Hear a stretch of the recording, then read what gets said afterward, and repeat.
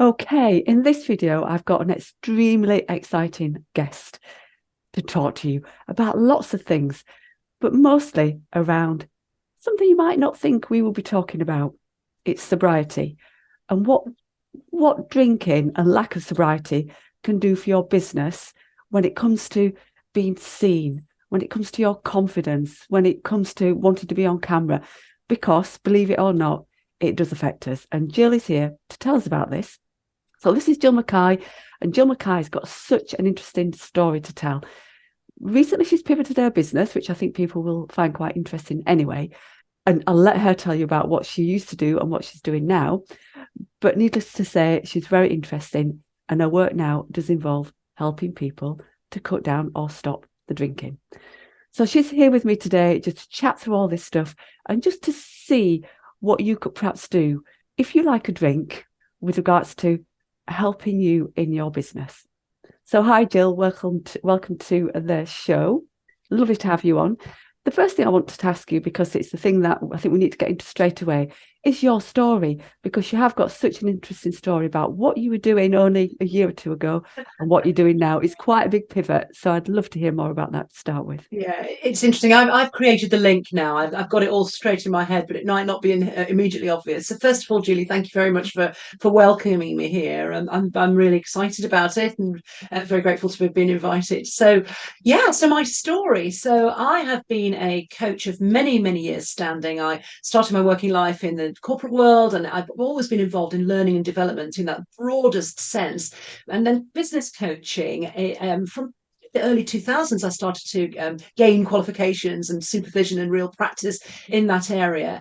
But my passion throughout the last couple of decades, my goodness, saying 2 decades makes it sound a really long time, has been around neuroscience. So I've done a lot of study around this whole area of making friends with our brain.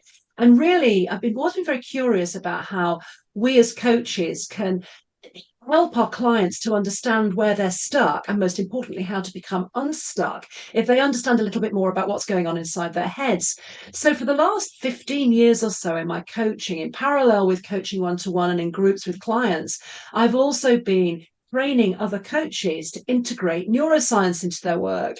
And we had a number of tools to help facilitate that, but really getting coaches to be confident having a brain-based conversation with their own clients, with the goal, of course, being around their clients coming unstuck more quickly by really understand what was happening in their brains and in their bodies at the same time as their stuckness, if you like. And during that time, I was drinking. I was drinking a lot. My best friend, as well as my business partner, he shouldn't go without a mention in the neuroscience business. My best friend was a bottle of Sauvignon Blanc. And the bottle of Sauvignon Blanc and my friendship with the Sauvignon Blanc became, nightly. I wasn't drinking in the day, but I was certainly drinking every evening. And then the evenings started to get earlier and earlier, and it was nothing to do with just winters. I was finding that I was, fluctuating points of the late afternoon with giving myself permission to have a drink earlier and earlier. And it was really when it got to 5 o'clock that I started to think, for goodness sake, something's going on here that I need to work on. Trust me, it wasn't as simple as saying, for goodness sake. I can imagine. There were other things that I did to quit, but I came to the realization over a period of time, and intellectually I'd known it for a lot longer than a few months, that for me I needed to sort of work on how much I was drinking, because it was really affecting how I was showing up in my life. So not just for business, and I know we're going to talk about business today, but in my whole life, with my family, with my relationships, with myself, but also in my business as well. I genuinely believe that the drinking, it kept me small. I was happy to be perhaps a bit more of a number two in our business with my business partner, Alistair. I always showed up 100% for my clients for when I was doing one-to-one coaching and whenever I was facilitating a group.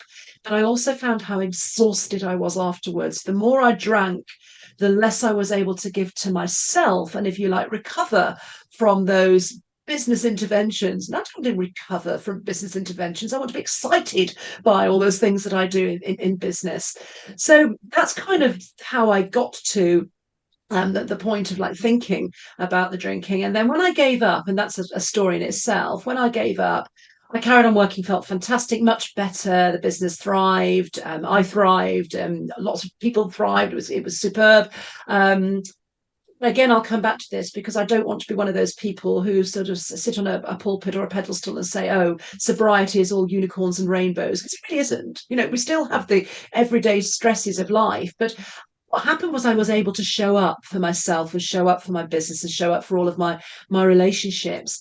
And then a couple of years ago, I kind of had this epiphany, and it takes me a while, Julie, that everything comes together, that all my neuroscience study and understanding and love of neuroscience, my own lived experience, my perception of drinking too much, and my coaching could all come together so that I could actually specialize and niche, pivot. Those are the modern words, aren't they? Niching and pivot into sobriety coaching and bring it all together. It's really, really interesting because so much of healing, if you like, from or recovering or discovering, let's use a more positive word, discovering what's life like from the side of drinking. It's about calming your nervous system. It's about being in the moment and being present. And of course, so much of that comes from an understanding of your neurology and neuroscience. So it's been really interesting for me in the last couple of years to bring all of my work together. And now it just seems like the most obvious, logical pivot that anybody could have designed. Yeah, well, I can see that now knowing you. But if somebody else, other people hearing that would be thinking, oh, that's a strange pivot, but it's not. Like you say, it all hinges together really well, doesn't it? I'm interested because I'm sure other business owners that are listening into this will be very similar to you in that, drinking every night, probably drinking too much every night. Was there a reason that you were doing that you've been able to grapple with? Yeah, absolutely, I have, and it's there's no blame game in this. This absolutely, it's life, absolutely life. I was very much, and I was, and it is the past tense now. I was going to say still am. I'm not of the sandwich generation. So three kids, teenage kids, and then elderly parents who are going through various things. And I'd lost my mum to Parkinson's, and my husband's father had died really quite suddenly. His mum was struggling with all sorts of stuff. She was disabled. And so rather than she would have had to have gone to a home, we brought her to live with us. In fact, we moved house to accommodate her. So she was having care at home rather than being in a care home. And it was absolutely the right thing to do. And in fact, it was me that was pushing for it because despite the accent, I'm Scottish, and a lot of Scottish families have this 3-generation thing going on. My granny lived with us when we were a child. So for me, it was really normal. And here's the thing, Julie, I knew that it was going to turn our lives upside down, not just mine, not just my husband's 3 children's as well. But it really turned it upside down. It was far more than I ever could have really imagined, in terms of all of the looking after her needs, the managing of her carers. So she had 5 carers coming in during the day. And also what I hadn't really thought about was the evenings of she was with us. There were 3 people in our marriage for the 8 years she was with us. So I coped with that by drinking. It really upped the ante on the drinking, or maybe it gave me an excuse to drink more, rather than really think through what would be the best solutions, and perhaps set some different boundaries around how we dealt with that situation. And at the same time, one of my children was diagnosed with OCD, and it was quite extreme. I'm very, very grateful that we knew, and she was able to put strategies in place, and we got some help for that. She's now 20, she's doing extremely well, but it all kind of mounted up. And on top of that, we had some challenges in the neuroscience business. There was a trademark issue, which we were vulnerable to, but we'd done nothing wrong. But it was a big company that came in, so there's a lot going on. And my solution was, it was just easier to reach for the Sauvignon Blanc, And so it kind of evolved. There's no blame, because there's never any blame. It's just stuff happened, life happened, and I just started to automatically reach for the drink, and the drink had the desired effect until it didn't. The initial desired effect was that it kind of calmed me down, it distracted me, it moved me away from the stuff, and we'd be watching Murder Miss Marple or whatever it is in the evenings. My mother-in-law wanted to watch, and I'd drink my way through it. So what's, Yes. I mean, that's a lot of stress to deal with. So you can Yeah. absolutely see, how that happened. And I think that's the same for a lot of people, isn't it? Particularly end of the business day, being really busy, perhaps quite stressed, dealt with some Yeah. tricky things. And it's really easy to reach for the wine because I like Yes. wine too. So what was the point when you thought this has to change? Perhaps you weren't thinking at the time it has to stop, but maybe it has to change. Yeah, absolutely. And that's again, there's a couple of really interesting points you say there, because stop is a frightening thing, isn't it? Change is something that's a bit more potentially manageable, but even then, there's some fear and scariness in the whole change because we don't necessarily know what that means and how that happens. So, again, intellectually, I knew that this was not doing me any good. That I didn't feel good. I put on a bunch of weight. You could tell it in my skin. In many ways, it's no wonder that I didn't want to show up, because I didn't, like the way I looked, apart from anything else, and the weight gain and the puffiness and all the rest of it. The main thing, and I cannot point towards a rock bottom. If you read these memoirs of people who've quit, and they are amazing. That there is often a really distinct, tragic, difficult thing, like they were pulled up by the police, or they ended up in accident and emergency, or ended up in somebody else's bed, or something appalling, and that was their thing. For me, it was kind of a gradual erosion, if you like. And I remember one particular day, Katie, who was one of Granny's, my mother-in-law's carers, she was a 5 o'clock carer. I heard the click in the door, so she was coming to see Margaret at 5 and sort her all out. And it was my automatic, okay, it's time for the wine. I happened to be in the kitchen at the time. And it was really interesting. I thought to myself in that moment, I thought, my goodness, that's automatic. And this was my routine.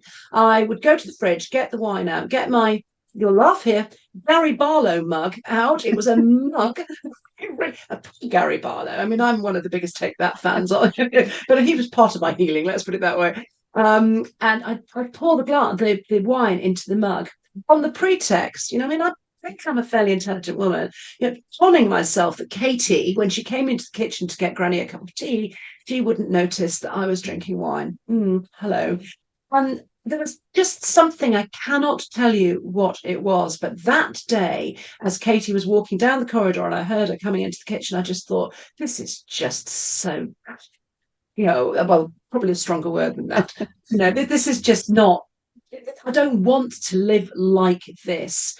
And so I kind of faced up. That moment was a trigger. That very day, I faced up to what was wrong with what I was doing. And I think the main thing, so that might have been the trigger, Gary Barlow and me and the Sauvignon Blanc, that might have been the trigger. But that evening, I just kind of thought about the fact that kind of evolved, if that's a word, into I didn't really like myself. So all these evenings when we were watching Murder She Wrote or Miss Marple or whatever with Granny, trying to give her a nice life, I wasn't actually being really kind to her. I wasn't being overtly nasty, but I wasn't the me that I am. And one of my values is around compassion, kindness. So while I'm sure that really was coming through, what we were doing, particularly with my mother-in-law, I actually wasn't being particularly nice.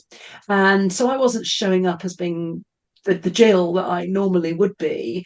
And I was feeling resentful, and I was recognizing that my emotions were going through a spiral, but I was allowing them to go through their spiral. They weren't very, very good emotions. I wasn't kind of fixing the emotion or working on that emotion, solving for that emotion. I was just drowning the emotion out, and therefore it amplified. And intellectually, I knew all of this. It's when there was something in that moment, that day, when I just thought something's got to change. And what I did was I talked to my husband about it, and a couple of days later, I actually also talked to my mother-in-law about it as well, and just and made that decision that I was going to have to make a change. And did you stop straight away, or was it a gradual? I don't know where this came from, Julie, but I gave myself 2 weeks to do some research. Now, there is some prevarication and procrastination in that, but I'm quite a researchy person, as you know. I like to find, I think the neuroscience has given me that skill, if you like, or that enjoyment, or maybe it was the enjoyment of research that took me to neuroscience. It doesn't really matter. I like to read what the current thinking is on things. So, I mean, I devoured Quit lit, as they're called, books and articles. And the articles, for the medical sort of articles, gave me all the information I know. It's I understood about liver disease. I didn't quite understand the bigger link towards cancer. There was a lot of stuff I read that was kind of validating I should do something. But I guess what I like to do is I like reading stuff that is a mix of lessons and stories, so other people's stories, but also that there's kind of the how to, this is a good thing to do if. And so lots and lots of different suggestions, again recognizing that different things work for different people. And I didn't make the fortnight. I just decided one day that this was going to be my last night. And it happened to be a Monday. I mean, what a bizarre thing. People, some of my clients asked me, well, what was it? What was that moment? Give me something tangible. But I just knew. That I was going to give myself, a chance at stopping, at that time. So tomorrow was the day. It's really disappointing. I think if it had been a Saturday night, I'd have gone for it. The big swan song last night, but I didn't. I just decided that I was going to stop. And my husband was absolutely fantastic, because it was a March, and he said, right, well, I'll stop with you until the summer, when we go on holiday, which I have to say was helpful. And then we had a chat with Margaret, my mother-in-law, and said, no wine, you can drink as much whiskey as you want, because she liked drinking. So we just thought, I didn't enter the house with the booze or anything, because it wasn't practical for us. I don't think I needed it, but it would have been challenging for me to have had wine poured around the dinner table, because she always had a glass of wine at night. And frankly, it's interesting for a sober coach to say this, but I think she actually needed her shot of whiskey, because I think it took the edge off her pain. Bless her. She was in a wheelchair, and it really helped. And why not in your mid-80s? Why not? It's probably not the time to stop, is it, then, at mid-80s? No, and why would I wouldn't have dreamt of asking her to do that, so I knew alcohol was going to be part of the family mix still, so I had to work with that. Yeah. So now you're a sober coach, and I won't ever know you sober. You weren't drinking when I met you, I don't think. So now that you are a sober coach and you're working with other people to help them stop, are you a stop, or are you a cut down type of coach, or both? Well, I am a stop coach, but I have had a more recent epiphany, and wanted to put that to the test, because I believe that all of the people in the sobriety area, coaches who work in this area of sobriety, helping people towards sustainable sobriety. I also think that certainly this applies to me, but we can help people to reach a decision as well. So we can also help people to become more mindful. And I know for sure that I will coach people around the sobriety. So when they work with me, I want them to stop. So we will work together to keep them in that place of sustainability. They may go back to it afterwards, but the minimum period they will work me around would be 3 months, and they get the best benefits if they're 3 months completely alcohol free. What I did in December, I decided I'd do this just partly really to validate it for myself, but also to see what other spaces needed to be offered. I ran a mindful drinking journey over the festive period, and some of my business friends were saying, you're bonkers, it's Christmas, and I kind of wish I'd applied it all to myself in terms of mince pies, but it is a period of indulgence. And I think what I was speaking to was that there's never really a good time. We'll always find a reason not to stop or not to become mindful, because we're going on holiday, and it's Christmas time, or it's my birthday, or it's my partner's birthday, or it's my daughter's birthday, or it's the dog's birthday. There's always a reason not to. So it was very interesting, Julie, running this mindful drinking journey throughout December and just over the New Year as well. And I ran some Zoom calls. We had a weekly Zoom call, and then one on Christmas Eve and one on New Year's Eve as well. I had a small group. There were 13 people in the group, and several things came out of that for me. One, I'm very clear about my coaching. My coaching will be in the sobriety stage.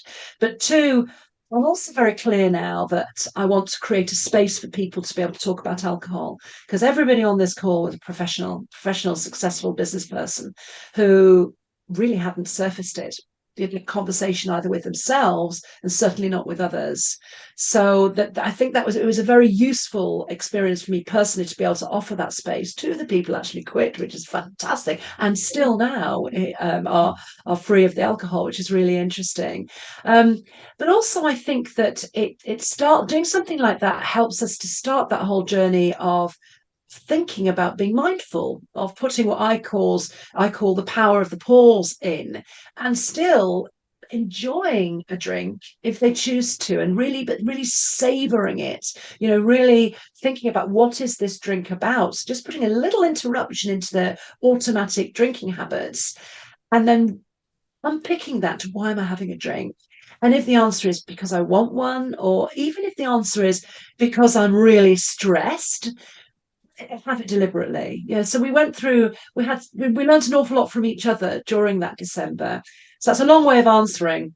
I will work with people who are interested, are curious, inquisitive around giving up drinking, but more, I think I will be running more of these monthly challenges, if you like, experiential journeys, rather than I won't be coaching them. I can't coach for moderation. I'm really clear on that. Well, it's a good halfway house, really, isn't it? You're just Yeah. helping them to think about their drinking, Yeah. and like I said, Yeah. drinking mindfully, question themselves about why they're having the drink. Yes. Yeah. So obviously, we started this conversation a little while back because of I work obviously helping people get visible in their business and being the best version of them when they're online and things like that. And we talked a little bit about how the business owners, and even the don't have to be business owners, people who are working in employment, the issues that they have with some of the work they need to do when they've been drinking. And this is where it got really interesting, because it seems that if you are a business owner or you're working and you are drinking perhaps more than you should, it does have an effect. So Yes. can you tell me what you see with that? What is it within business owners that you think perhaps if you weren't drinking so much, it wouldn't feel that way for you or be that way for you? Yeah. So that is a really interesting question, Julie. What I see, and also my own experience as well, layered onto that as well. So I see clients when they come to me and they have got to that stage of readiness or curiosity around, I think my drinking is affecting myself, it's affecting my business. So much of it is to do with energy and motivation. So much of it is to do with fatigue, and actually just can they be bothered, and the energy and motivation is very easy to understand. I mean, and so much of that is to do with sleep. I mean, first of all, we build a tolerance to alcohol, and we build a tolerance to living our lives in the pattern that we live within, if that makes sense. So that's why a new nursing mother, they can still survive even though they're absolutely exhausted, because we build a pattern to that. I built a pattern to listening out for my mother-in-law, when in case she was like needing to go to the loo in the night. It was funny, it wasn't my husband, it was always me that did that as well. So now I've got aged dogs, and I'm listen out for them. None of my kids listen out for the dogs, when they need to go out in the night. So we get used to it. So we might not as ourselves be aware that, oh, it's the drink, I'm tired this morning, it's the drink. If I didn't drink, things might be better. I mean, one of the things we know about alcohol and sleep, and it's really relevant to our energy and our mornings, because this is the big thing for me, is the mornings, is that alcohol really interferes with your REM sleep, so your rapid eye moving sleep.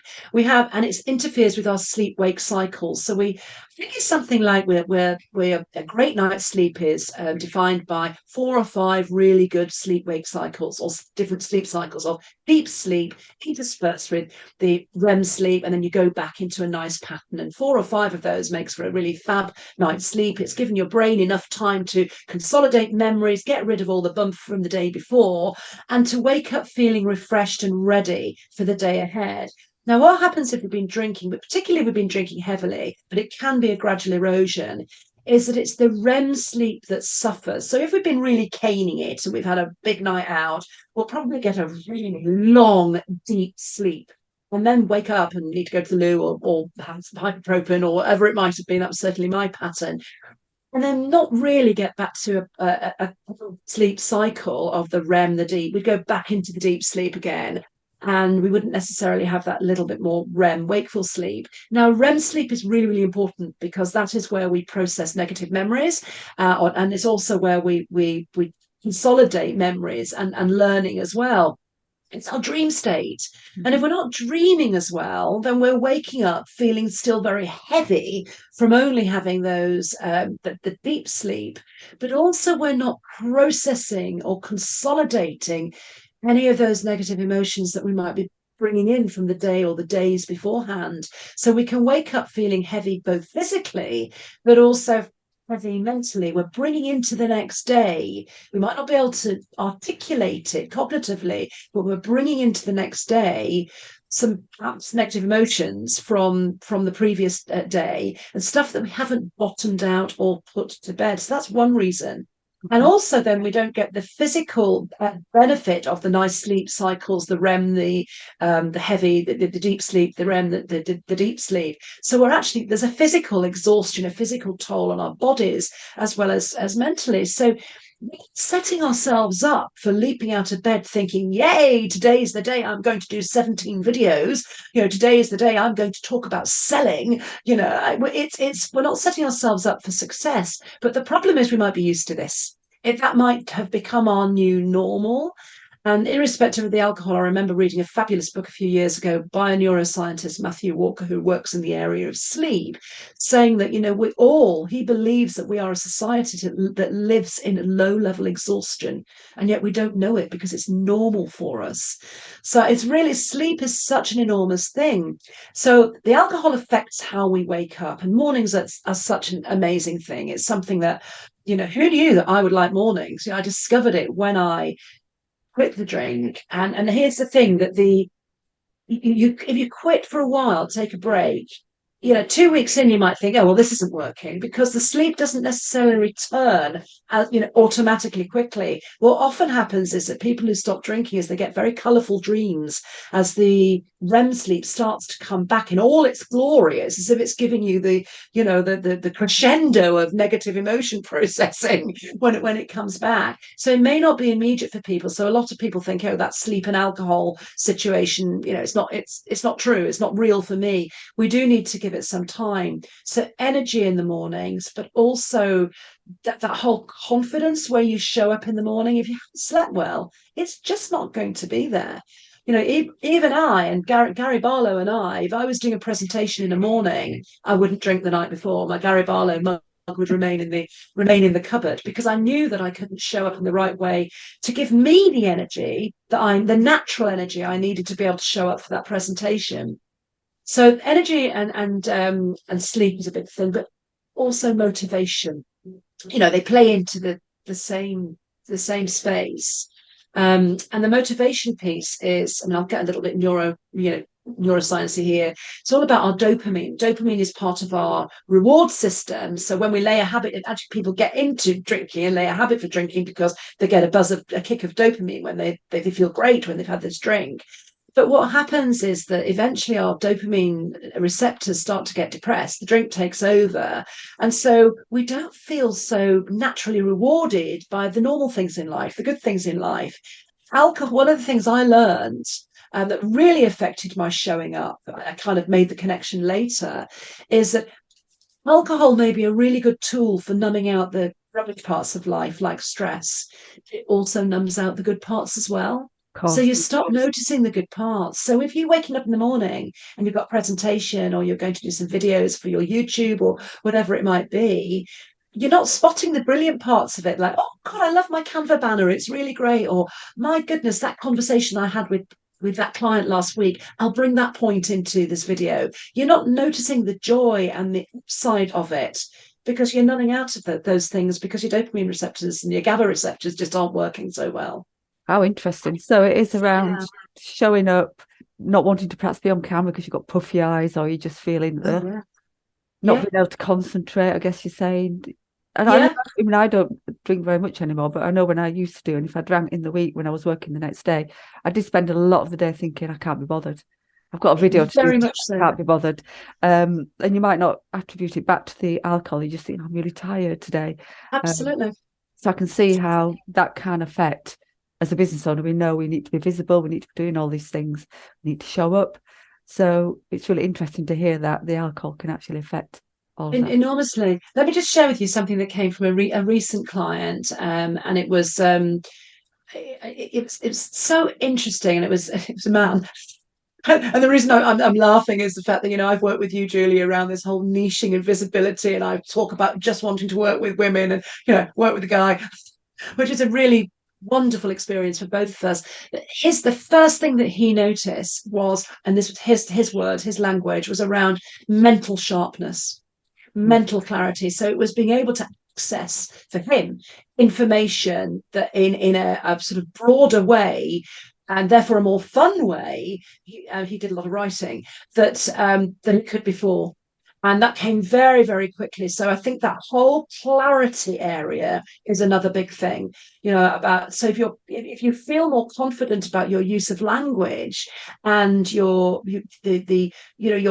I guess intellectual is maybe the wrong word, but how clear you are able to articulate and voice things and come across on camera in a visibility sense, or if you're in a podcast or whatever, we won't necessarily associate that with the fact that we've had a good few drinks the night before, or even a drink the night before.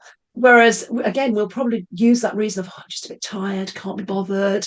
But, our mental sharpness and our mental acuity and our clarity is very much affected by the alcohol. So not drinking the night before, or a few days before, or a few weeks before a major event, it's super helpful for your mental sharpness. It's interesting, isn't it? Because so many people must be feeling all this stuff and not really thinking about the fact that it could be the drink that's doing it. I guess you don't have to have a lot, do you, to have that effect? No. Well, very interestingly, on the mindful drinking thing I did in December, that the experience I did in December, one of the ladies who was on that program, she bought herself a few months before one of these performance watches, a Garmin or something, one of those performance watches, and it was for her sport that she was doing. She bought it particularly for that purpose, but she wore it at night as well, and had just sort of given it a glance in the morning as to what it said about her sleep patterns. And so this gave, and going back to what I said about sleep, it's relevant to what you just said just now, because it actually made the connection between the alcohol and the sleep patterns.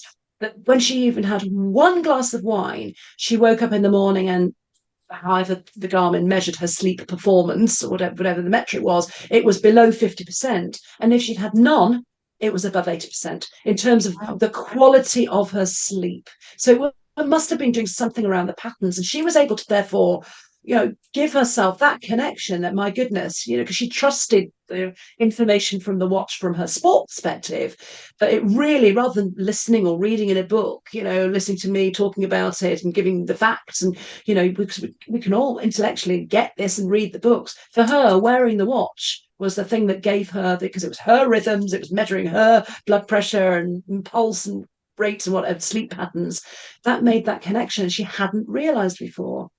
And the other thing is, Julie, as well, what you said about, I think I might have touched this at the beginning just with myself, but also in terms of visibility and showing up, is you are more puffy. Your face, your eyes, and the whites of your eyes may be tinged a slightly different shade if you drink quite regularly. And you will be, your skin pallor, because it will evolve. You won't necessarily notice, but it is really different. One of the things I get my clients to do at the beginning of their journey with me is to take a selfie, and then to take a selfie at the end of the 12 weeks. And it's markedly different. And it's nothing to do with the fact they might have bought a new iPhone in between time with great capability. It's markedly different. They can see that for themselves. But I think your point is really well taken, Julie, is that, and I don't think I can necessarily say it will, the causal reason is solely the alcohol. It's tied up in all sorts of other things, but we don't often associate alcohol with these things. I don't feel motivated this morning. I can't be bothered this morning because I had 3 glasses of wine. It said no one ever. It never came out of out of my mouth. It was usually the sleep excuse I used, or having a difficult day yesterday, or I'll do it tomorrow. I didn't make that association with alcohol, maybe deliberately. Somewhere in my subconscious it was, but that would be like admitting it to yourself. Yeah, and then you've got to do something about it, haven't you? Yeah, exactly so. So for anybody listening now who's feeling that, oh yes, okay, this feels like it's a bit like me. You know, I'm not motivated in the mornings because I've had a drink the night before. What you talked about stopping and mindfulness. Is there Yes. a route that you would guide people down if you know if you're not working with them? So if anybody who's listening Yes. wants to Yes. try something on their own, have you got Yeah. any advice for them to help? Yeah, I mean, I think first of all, if anybody's curious and they get to that stage of being curious or inquisitive about doing something around their drink, then first of all, well done.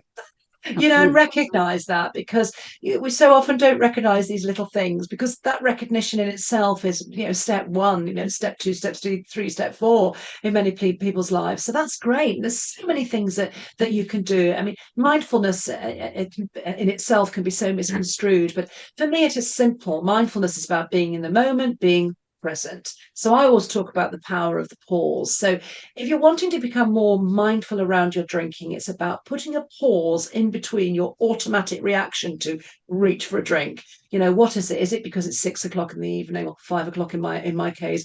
Is it because you're feeling particularly stressed, you're nervous about going on camera, or you've got a podcast interview, or whatever it might be? What is it? Try and identify your triggers first of all, and then it's a very easy thing to say but far more challenging to do. Then solve for those triggers, solve for what's going on at the moment, because the drink might not necessarily be the solution. But this isn't about for everybody necessarily stopping. You can start to become more aware of your drinking by very basic things, like if you're interested, you could keep a drink diary, try and identify your triggers with that. And it requires a brave person to sort of look back and think, okay, I've had, sort of way more than the 14 recommended units a week. But if you're serious about it, that might be useful. One very easy tip, which I brought on board for a while, but just wasn't sustainable for me, but it may help, is alternate your drinks. Just alternate them. So if you're going to have wine, then have a glass of water or something else in between, then have another glass of wine. Be aware that Prosecco and champagne gets you drunk quicker, which is great. So you might, one part of the brain might say, well, that's great, so I can just have one. But we all know what happens when we just have one. We want to go for more. So bubbles will give you that calming down effect quicker. So it may make you therefore speed up, if that makes sense.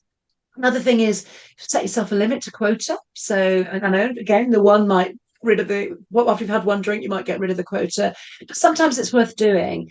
And also do have clear days in between. Don't save up all of your units, your 14 units, which isn't very much at all. You put 14 units a week for a Saturday or a Sunday. In the UK, we really are very much a binge culture. Another one, if you're out at a party and you're wanting to watch your drink, don't let anybody else fill your drink up. Just be responsible for that yourself. Dilute stuff as well. I mean, spritzers are better than a glass of wine, only in terms of how long it lasts. And I guess this is probably the weirdest thing that a sobriety coach could say, but enjoy it, savor it. I think that we glug because we're so used to glugging, and yes, the first drink takes the edge off, but trust me, after the first drink, the edge is gone. We Yeah, of don't course. need to glug anymore. And somebody gave me an interesting tip the other day, which I think is really interesting. We don't need to drink wine with the meal. The sommeliers will probably all have fainted now if you've got sommeliers listening to this. Drink water with the meal, because there's so much drink that you can drink with food you don't realize. So if you're trying to be on track with just cutting down, then just drink jugs of water on the table. Make that a habit. It's a good habit to have anyway. Go back and have a glass of wine after it if you want. Smaller glasses as well. I often think there's an awful lot we can learn from slimmers. Trust me, I've been in so many slimming clubs over the years as well. It's they talk about smaller plates, so smaller glasses. Not saving up all of your treats for one night. So it's the same, not saving up all your wine for a big binge at the weekend. And I think the other thing is, it's a tip that I use. We use a lot of sobriety, and I mean, you'll know this, Julie, through coaching, is play the tape forward. So in that pause, when you're thinking about, I don't want to automatically reach for the drink, what do you want tomorrow to look like? So play the tape forward as though you're already in tomorrow. Do you want to have a hangover? Well, nobody wants to have a hangover, but are you prepared to have a hangover? Or do you really want to be tomorrow when you get up and you do your journal and you show up in the best way? There's nothing judgy in that comment at all. It's just another tool that you can add into your mindful toolkit. So at its core, it's about pausing. Yeah, thinking Pausing and about it. stopping, just thinking about it. And the answer could be, yeah, I do want to drink, and that's okay. And if it is, enjoy it, savor it. At least you've made the decision to do it, haven't you? You're not just doing it blindly Absolutely. without realizing. Absolutely. It's like when you You go to own the it pub as now, well. isn't it? And they say, do you want a large or a small glass? Does anybody ever say small anymore? You never used to have that choice, did you? A few years ago, you just got a glass of wine and that was your lot. I know, and it's so interesting as well because I mean, wine, as you know, wine was my thing. It's. I think that the glasses are getting bigger and bigger and bigger, and so I think almost a glass of wine is almost half a bottle now. It's definitely a third. Very interesting study. I think it was at Liverpool University. I hope I haven't referenced it incorrectly, but they say that if you're a beer drinker, if you drink from a curved glass rather than a straight glass, then you will drink less. I think it's less because one of it's the perception of when you're halfway through. So you'll Oh, drink interesting. slower. It's very interesting if you're drinking from that curved glass. That is interesting. Yeah. Jill, that's been absolutely amazing. There's so much there that people can take away to help them with this issue if it's an issue for them. Of course, they could always get in touch with you if they want more help. How can people find you? Well, I have a website, so you can message me via the website. That's gillmckay.com. So that's nice and easy. I'm also post on LinkedIn every day and Instagram every day, every working day. I do have my Saturdays and Sundays off, although Julie, as a visibility queen, would probably tell me Instagram's better at the weekend. So you can get in touch with me there as well. But via the website it is the best way, via email, via the website. And you've got something that our people that are listening could get involved with? Yes, if you're interested, on February the 6th at 7 o'clock, I'm running a webinar, and it's all around, it's 2023, the year to take a break. Is it the year to try alcohol free? So what I'll do in that is I'll give you 10 reasons around how taking a break could be a game changer for your work, for your health, and for your relationships.